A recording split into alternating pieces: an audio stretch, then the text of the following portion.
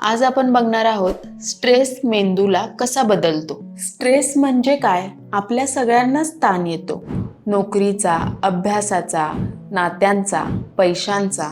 थोडा ताण प्रेरणा देतो, पण जेव्हा हा ताण दीर्घकाळ टिकतो तो फक्त मनावर नाही, मेंदूच्या रचनेवर सुद्धा परिणाम करतो। होय, दीर्घकाळ ताण तुमचा मेंदू बदलतो।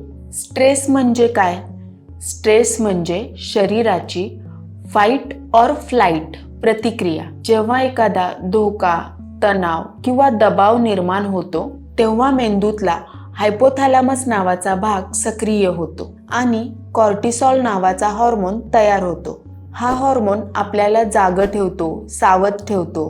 पण जेव्हा हा कॉर्टिसॉल दीर्घकाळ वाढलेला राहतो तो मेंदूच्या आरोग्यासाठी हानिकारक ठरतो। दीर्घकाळ स्ट्रेसमुळे मेंदूत काय बदल होतात? स्ट्रेसमुळे आपल्या मेंदूच्या 3 प्रमुख भागांवरती परिणाम होतो। पहिला आहे हिपोकॅम्पस। यामध्ये स्मरणशक्ती आणि शिकण्याची क्षमता कमी होते। कॉर्टिसोलच्या अतिरेकामुळे मेंदूतील हिपोकॅम्पस कमजोर होतो, म्हणून एकाग्रता कमी होते आणि विसरभोळेपणा वाढतो। दुसरा आहे ॲमिग्डाला। यामध्ये भावनिक प्रतिक्रिया वाढतात।